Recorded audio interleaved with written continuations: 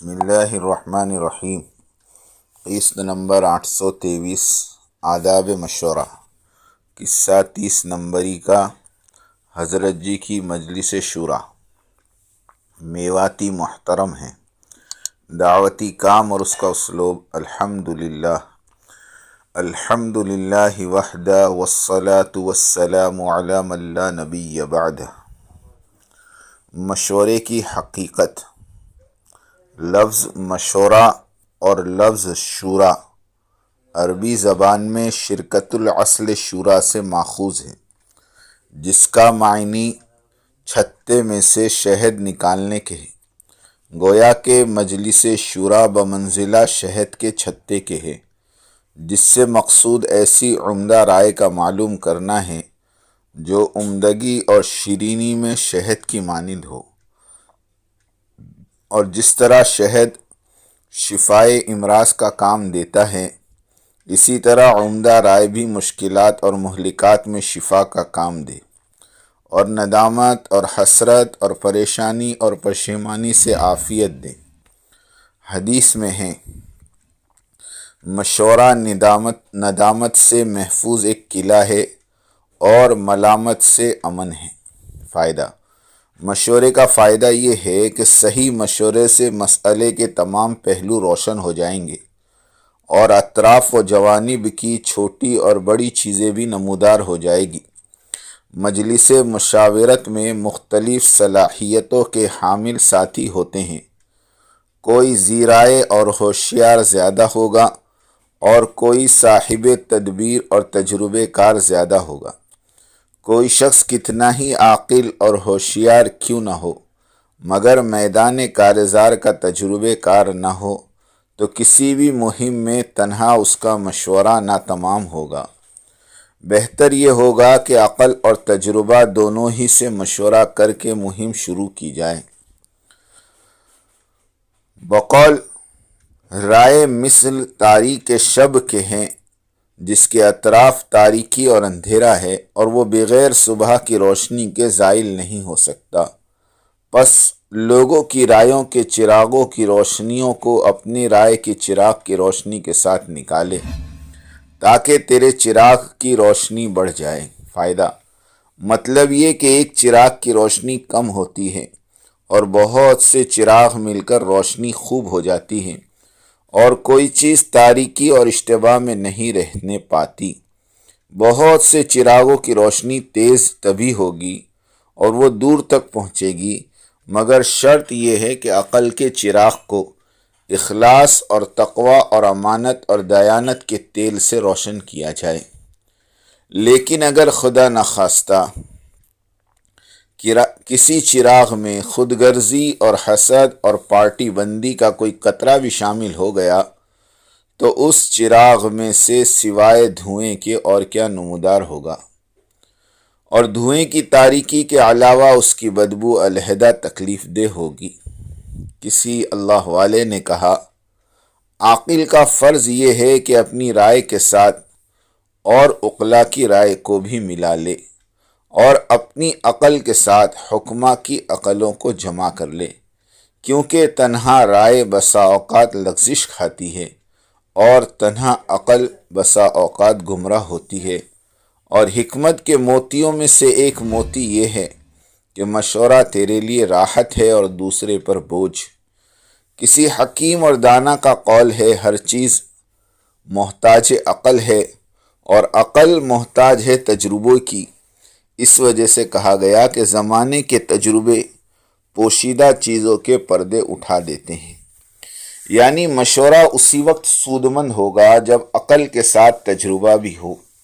اور اسلام کی کلید تصحیح نیت اور حسن ظن اور حسن تدبیر ہے۔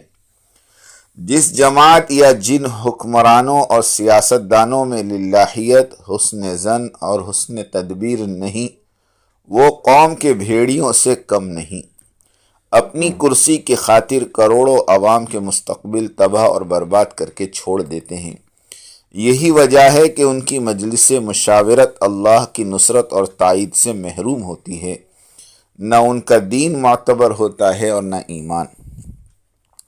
مثل مشہور ہے بیرسٹر، بلڈر، سیاسی لیڈر کا کوئی دین دھرم نہیں ہوتا، ان کا دین اور دھرم صرف ان کے اغراض اور مقاصد ہوتے ہیں۔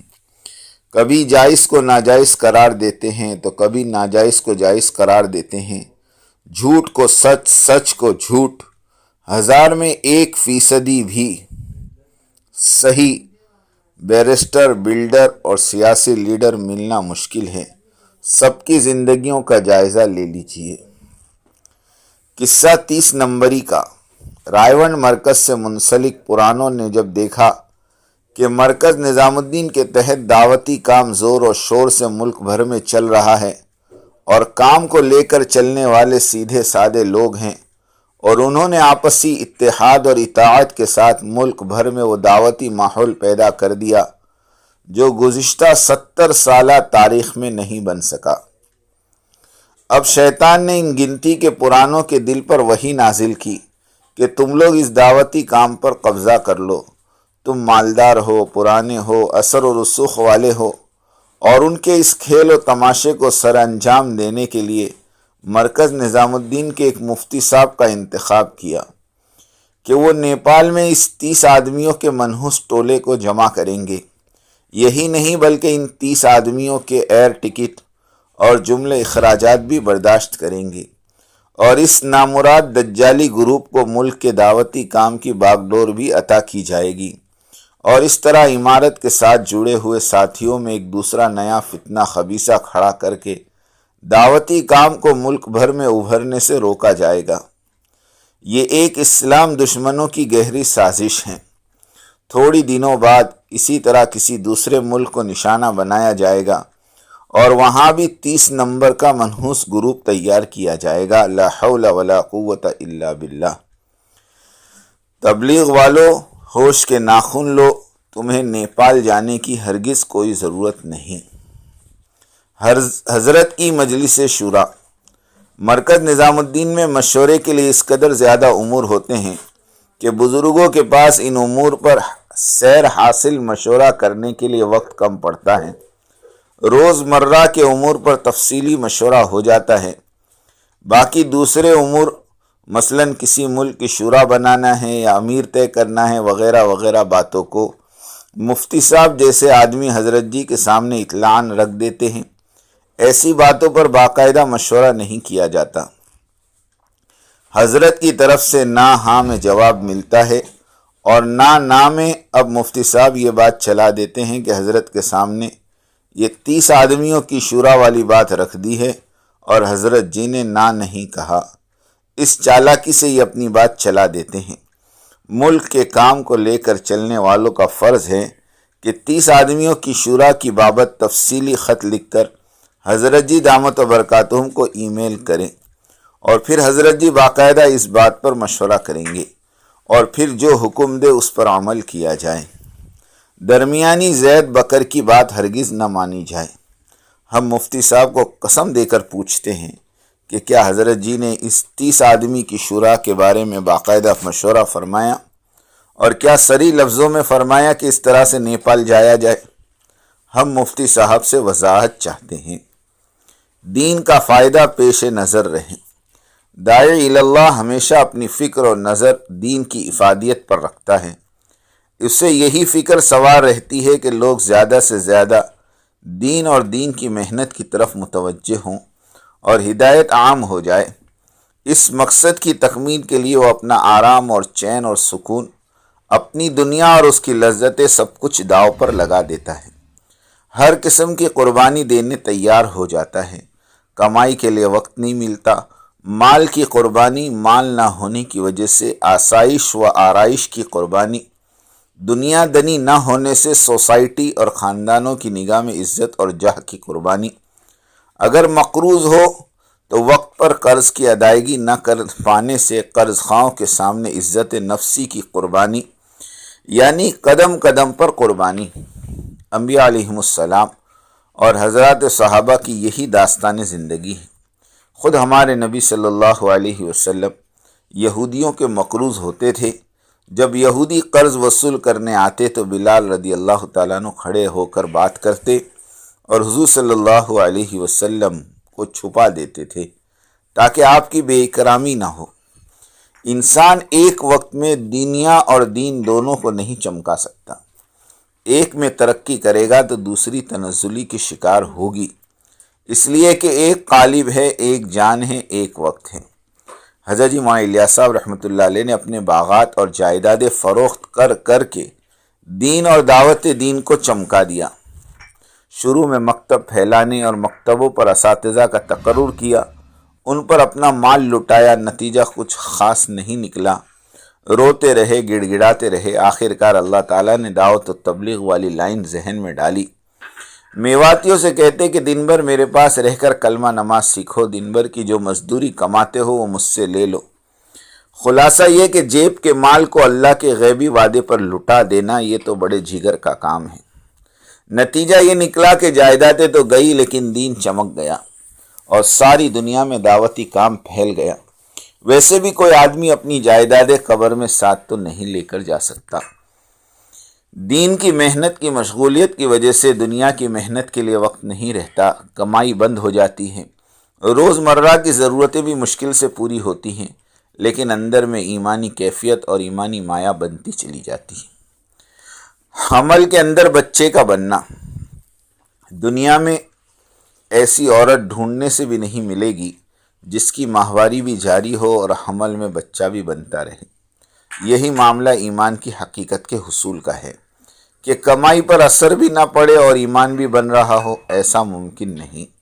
خدمت دین بھی ہو رہی ہو اور تنخواہ وقت پر مل رہی ہو اور ساتھ ہی ایمان کی اصلی مایا بھی ہاتھ لگ جائے، یہ محض ایک خوش فہمی کے سوا کچھ نہیں۔ حضرات صحابہ نے اپنی بسی بسائی دنیا اپنے ارادے سے اجاڑی ایمان کی مایا کو حاصل کرنے کے لیے۔ وَمِنَ النَّاسِ مَن يَشْرِي نَفْسَهُ ابْتِغَاءَ مَرْضَاتِ اللَّهِ، یہ آیت ایسے ہی نازل نہیں ہوئی، اس کے پیچھے مالی قربانی کی وہ مثال ہے جو قیامت تک ایک مسلمان کو تشکیل کرتے رہے گی کہ ایمان کی مایا کو بغیر دنیا اجاڑے حاصل نہیں کیا جا سکتا۔ بڑوں نے بڑی قربانیاں دی۔ حضرت جی مولانا یوسف صاحب رحمۃ اللہ علیہ کا اللہ کی زمین پر کوئی گھر نہیں تھا، مرکز ہی سب کچھ تھا۔ 20 سالہ عمارت کے دوران 16 راتیں چند گھنٹوں کے لیے بال بچوں میں گزاری۔ ہم نے منشی بشیر رحمۃ اللہ علیہ سے خود سنا، وہ فرماتے تھے کہ حضرت آپ گھر جائیے، ہم ہیں نا، سب سنبھال لیں گے۔ حضرت جی فرماتے، منشی جی تقریریں کر کے سینکڑوں مردوں کو ان کی بیویوں سے دور اللہ کی راہ میں بھیج دیتا ہوں اور خود بیوی کے پاس جا کر رہا تو اللہ کو کیا منہ دکھاؤں گا۔ حیدرآباد کے امیر محترم حضرت نعیم اللہ خان صاحب رحمۃ اللہ علیہ ساری زندگی کرائے کے ایک بیڈ روم کے فلیٹ میں گزار دی۔ ہم عرض کرتے کہ ایک چھوٹا سا مکان خرید لیجئے تو فرماتے، حضرت جی کا کوئی گھر ہے تو ہمارا گھر کیوں کر ہو۔ فضل کریم بھائی بھی یہی کہتے ہوئے دنیا سے سفر کر گئے کہ حضرت جی کا گھر نہیں، قاضی عبدالوہاب صاحب کا گھر نہیں، مولانا عبدالغنی صاحب کا گھر نہیں، تو فضل کریم کا گھر کیوں ہو۔ یہ عاشقوں کا قافلہ تھا جنہوں نے بعد میں آنے والوں کے لیے قربانیوں کی نشانیاں چھوڑی۔ ان قدسیوں کی روح تڑپتی ہوگی ہماری اس تبلیغی دنیا داری پر۔ الیاسی گھرانہ اور میواتی، دعوت و تبلیغ کی داستان میں جہاں الیاسی گھرانے کی قربانیوں کا ذکر ہوگا، وہیں پر حضرت جی مولانا الیاس صاحب رحمۃ اللہ علیہ کے ناصرین یعنی میواتیوں کا بھی ذکر ہوگا۔ جس طرح حضور صلی اللہ علیہ وسلم کی دعوت اور مدینہ منورہ کے انصار کی نصرت کا تذکرہ ساتھ ساتھ ہوتا چلا آ رہا، اسی طرح حضرت جی الیاس صاحب والی دعوتی محنت کا تذکرہ بھی میواتی حضرات کی نصرت اور جانفشانیوں کے تذکرے کے بغیر ناتمام اور نامکمل ہے۔ دعوتی کام میں دیگر اقوام بہت بعد میں آئی اور آئے بھی تو پرانے بنے رہے، انہیں اتنا درد اور فکر نہ تھا اور نہ ہی رہے گا جو درد و فکر میو قوم کے حصے میں آیا۔ ہم کوئی بات مبالغہ والی نہیں کر رہے ہیں۔ مرکز رائے گڑھ میں مرکز نظام الدین والی دعوت و ترتیب کو قائم اور نافذ کرنے کے لیے آج اس وقت بھی کوئی تڑپ رہا ہے اور دیوانہ وار علماء، اساتذہ اور خواص اور عوام کے سامنے جھولی پھیلا کر تعاون کی بھیک مانگ رہا ہے تو وہ صرف میواتی طبقہ ہے۔ اس لیے کہ اس قوم کو الیاسی دعوت کا جو غم و فکر اور قدرتی طور پر عطا ہوا ہے وہ ضرب المثل ہیں۔ مثل مشہور ہے، پرایا روئے تو سر میں درد اور اپنا روئے تو دل میں درد۔ بعین ہی یہی فرق ہے۔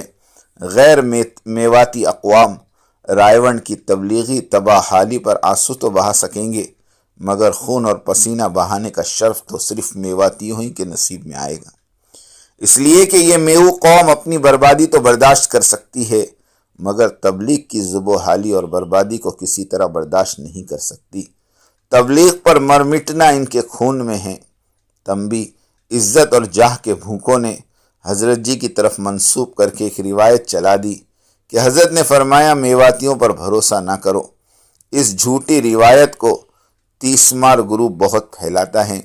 اللہ تعالیٰ کام والوں کی اور عمارت اور امیر کی حفاظت فرمائیں اور انسانیت کی عمومی ہدایت کے فیصلے فرمائیں۔ آمین وآخر دعوانا ان الحمدللہ رب العالمین۔ میری بات توجہ سننی پڑے گی، بہت توجہ سننی پڑے گی۔ تم بات کو غلط مطلب نکالو گے اپنے ذہن سے، اور میرے ذہن میں جو مطلب ہے اس پہ غور نہیں کرو گے۔ یہ بڑی مصیبت ہے زمانے میں۔ بجائے جو میں چاہتا ہوں اس طرف توجہ کرنے کے، اپنے دماغ میں جو کچھ لیے بیٹھے ہو اس کو غلط رخ پر لے جاؤ گے۔ سنو غور سے۔ بات کو سمجھنے کے لیے سب سے پہلے آدمی اپنے ذہن کو اور اپنے برتن کو اعتراض اور تردد اور اشکال سے خالی کرے، اس لیے کہ اگر کسی بات کو بھی مفہوم مخالف اور کسی بات کو بھی کسی دوسرے عمل کی تردید یا اس کی تنقیص یا اس کی افادیت کو کم سمجھنے کے سوء ظن کے ساتھ سنا گیا، نفع کی باتوں سے نقصان ہونا یقینی ہے۔ اس لیے سب سے پہلے ہم اس کی نیت کریں، پوری بات سنیں گے، آگے پوری بات نقل کریں گے۔ آدھی سننا یہ بھی دین و دعوت کے لیے ناقص، اور آدھی بات کا نقل کرنا یہ تو بڑے فساد کا ذریعہ ہے۔ اس لیے بہت توجہ کے ساتھ بات سننی ہے۔ اور اگر آپ نے ابھی تک ہمارا چینل سبسکرائب نہیں کیا تو فوراً سبسکرائب کیجئے، ساتھ ہی بیل آئیکن پر کلک کریں تاکہ مزید آنے والی ویڈیو ہیں وہ آپ کو وقت پر ملتی رہیں۔